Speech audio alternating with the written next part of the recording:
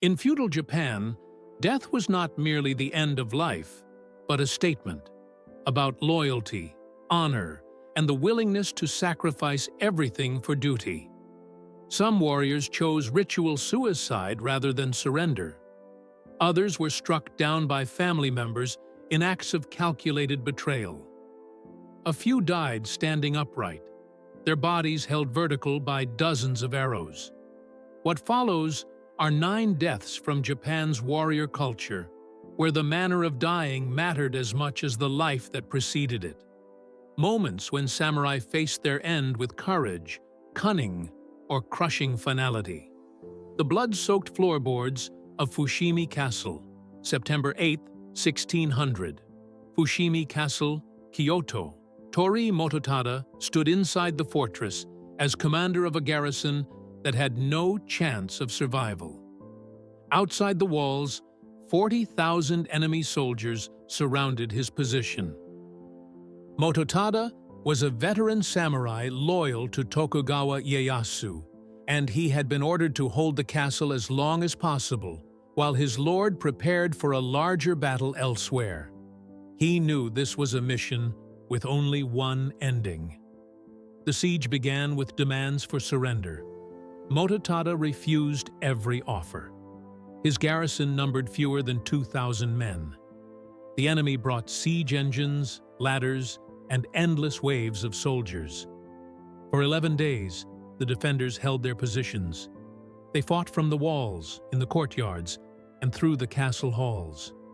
Food ran out. Water grew scarce. Men collapsed from exhaustion. Still, Mototada would not yield. On the final day, the enemy breached the outer defenses. Enemy soldiers poured through gaps in the walls. The garrison pulled back to the inner keep, knowing the end had arrived. Mototada gathered his remaining men in the castle's main hall. They had fought as ordered. Now they would die as samurai.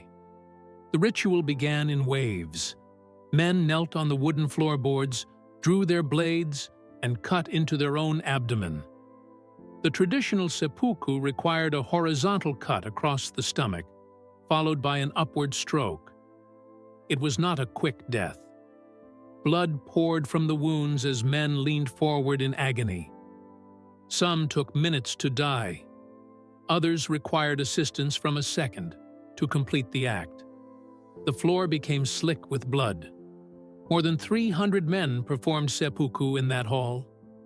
The blood pooled across the wooden planks, soaking deep into the grain. It spread into cracks and joints, staining the timber dark red. When the enemy finally entered, they found the room filled with corpses and soaked in blood. The stains never came out. Years later, the blood-soaked floorboards were removed and repurposed. Temple builders installed them as ceiling panels in several Kyoto temples. The bloodstains remain visible today, preserved as a memorial to the men who refused to surrender. If you value historical storytelling that examines the warrior culture of feudal Japan without romanticizing the violence, please consider liking this video. Assassination behind the ginkgo tree, February 13, 1219. Tsurugaoka Hachimangu Shrine, Kamakura. Minamoto no Sanetomo walked through the shrine grounds. He was 26 years old and served as the 3rd shogun of the Kamakura shogunate. Snow fell steadily that evening as he attended a ceremonial celebration, following his promotion to a higher court rank. Sanetomo wore formal robes and moved with the slow, deliberate pace expected of someone in his position. Attendants followed behind, carrying torches to light the path. Near the shrine's stone steps stood a massive ginkgo tree. The tree was already ancient, its trunk thick enough that several men standing side by side could not reach around it. Its branches spread wide overhead, and in the darkness and falling snow, the space behind it offered perfect concealment.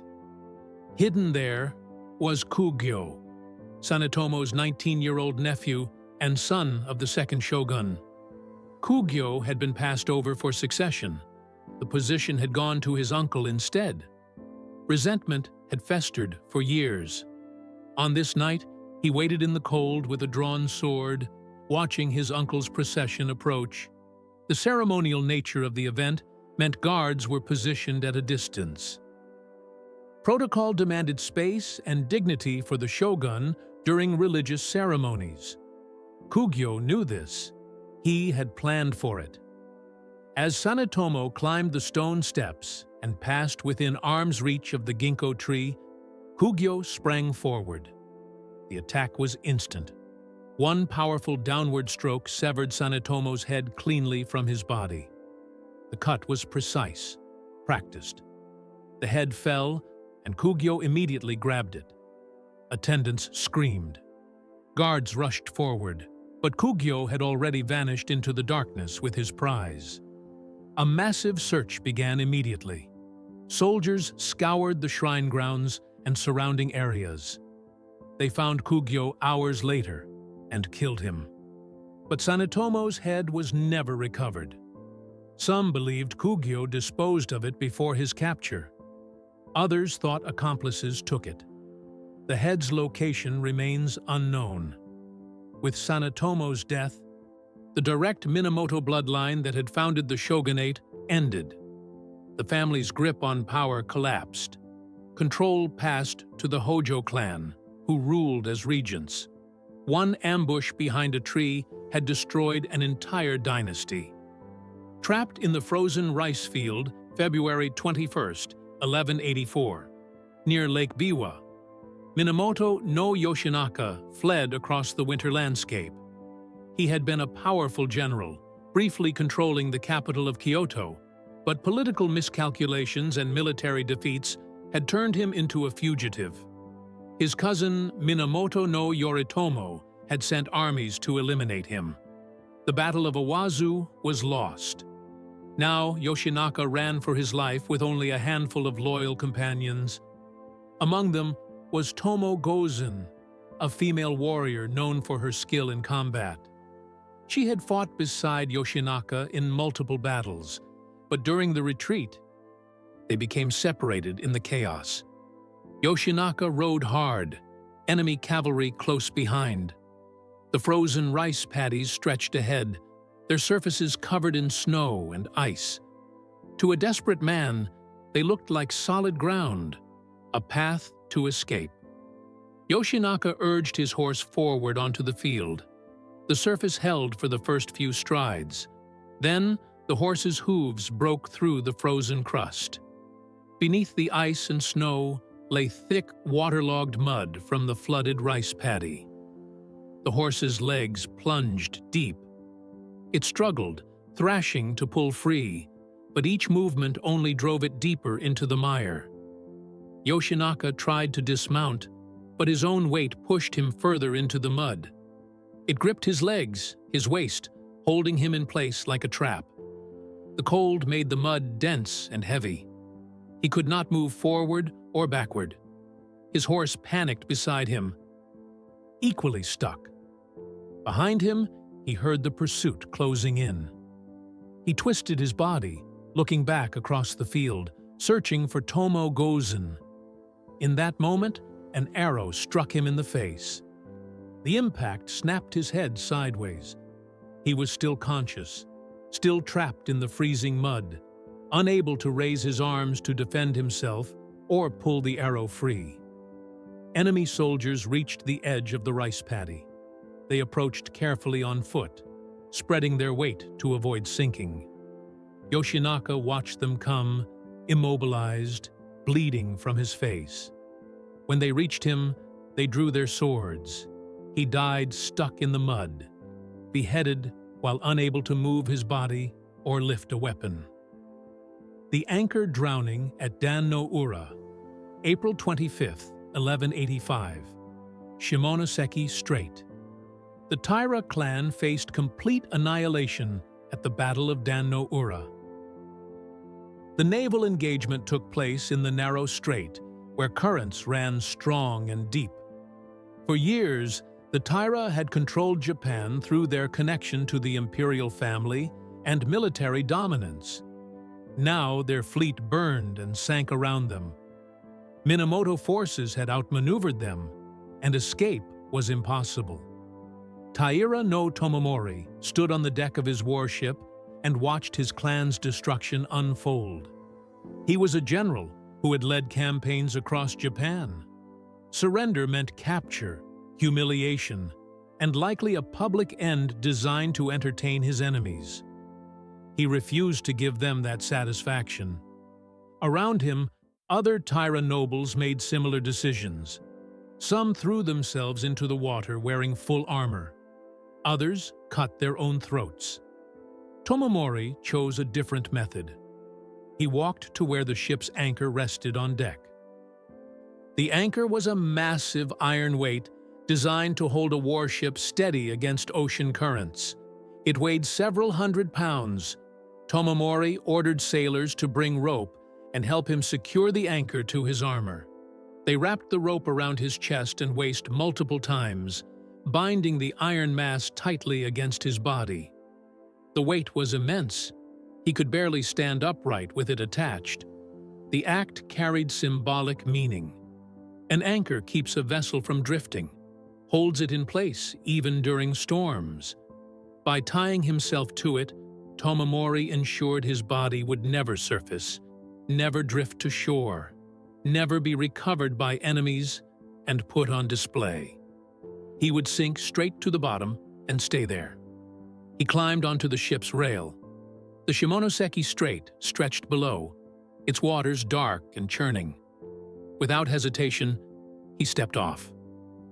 The anchor's weight pulled him down immediately. There was no floating, no struggle at the surface. He plunged beneath the waves and descended rapidly into the darkness. The pressure increased as he sank deeper. His lungs burned, then filled with seawater. The anchor dragged him down past the point where light penetrated into complete blackness. His body reached the bottom of the strait and settled there, held in place by the iron weight, never to be found.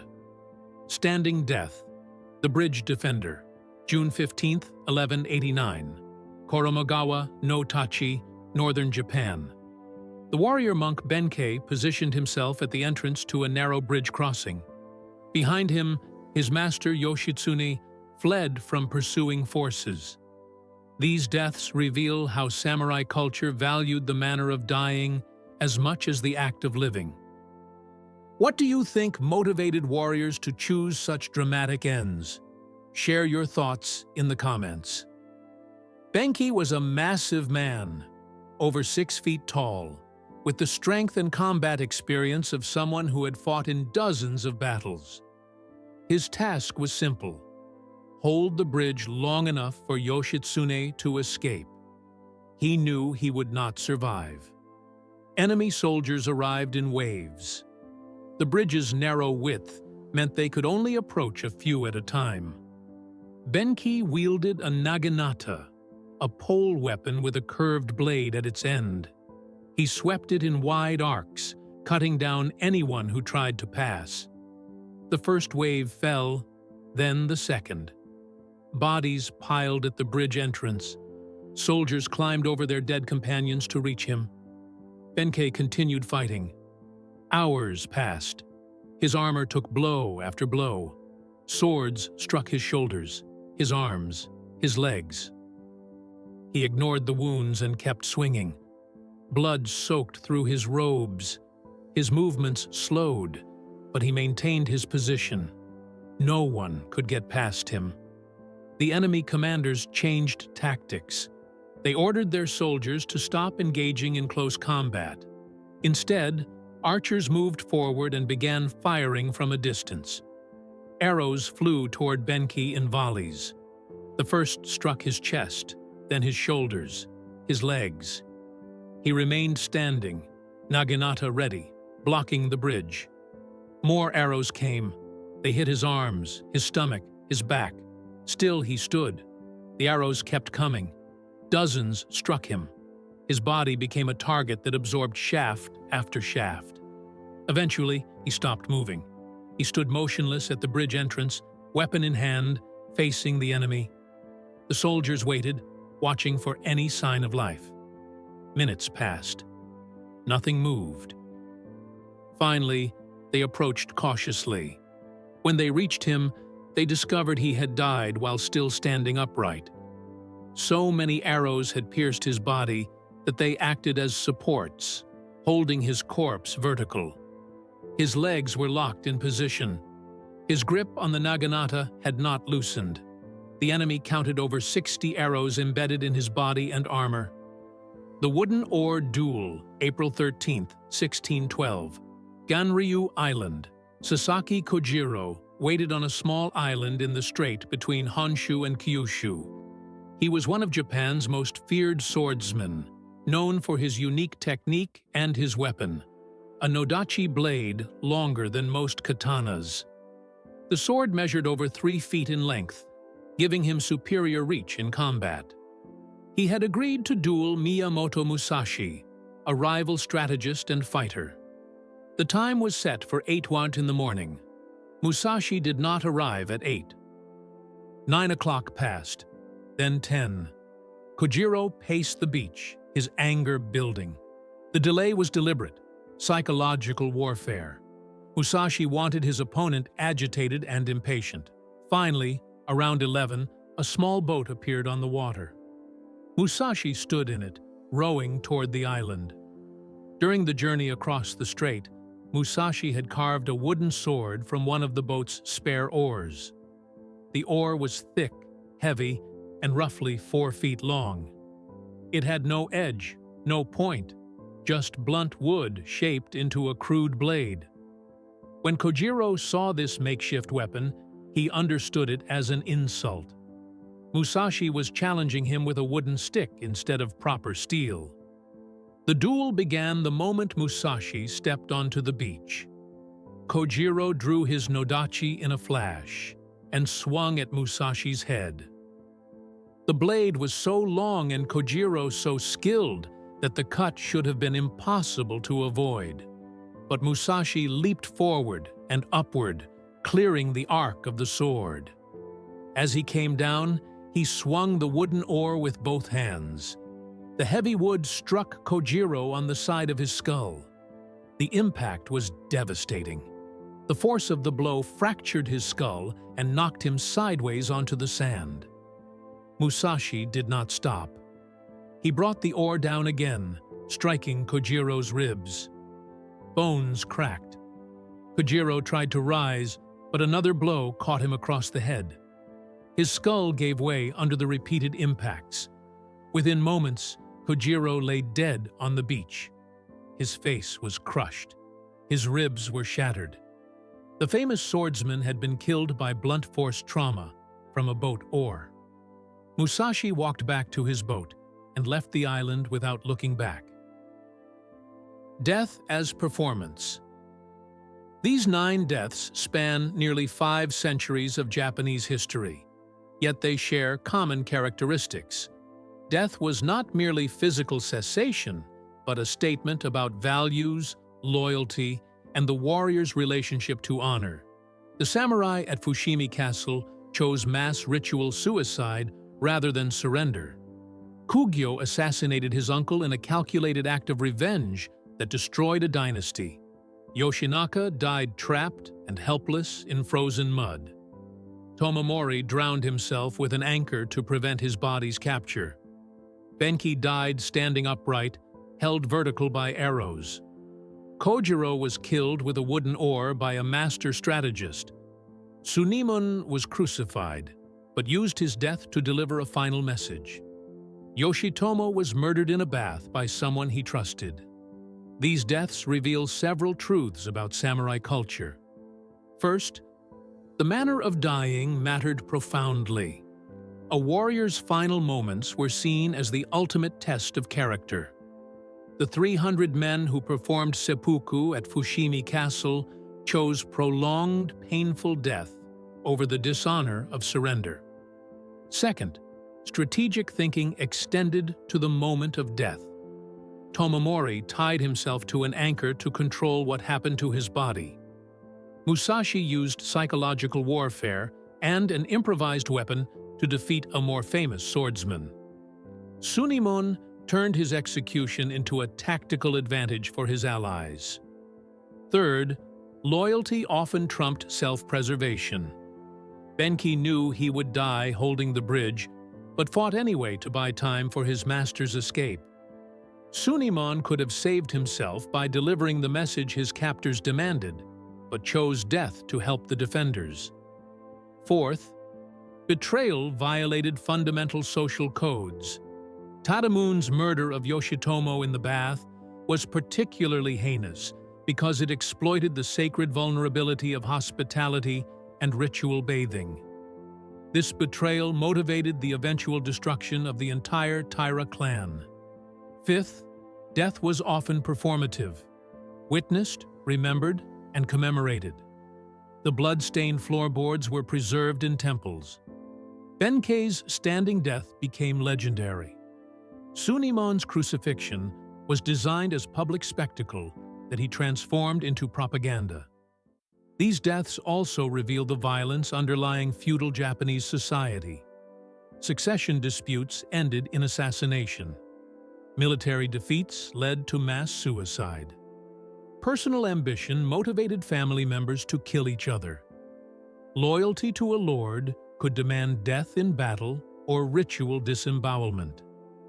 Modern readers often romanticize samurai culture, focusing on honor codes and martial discipline while downplaying the brutality. But these deaths demonstrate that samurai society was fundamentally violent, where power was contested through force, where defeat meant death, and where the manner of dying could be weaponized for political or strategic purposes. The preservation of these stories in historical chronicles, temple memorials, and cultural memory shows how death became integrated into Japanese warrior identity. A good death demonstrated the values that samurai culture claimed to embody: courage, loyalty, strategic thinking, and control even in final moments. If this examination of how samurai faced death revealed the values and violence of feudal Japan's warrior culture, please like this video, share your reflections in the comments, and subscribe for more historical documentaries that explore the complex realities behind romanticized history. Thank you for watching.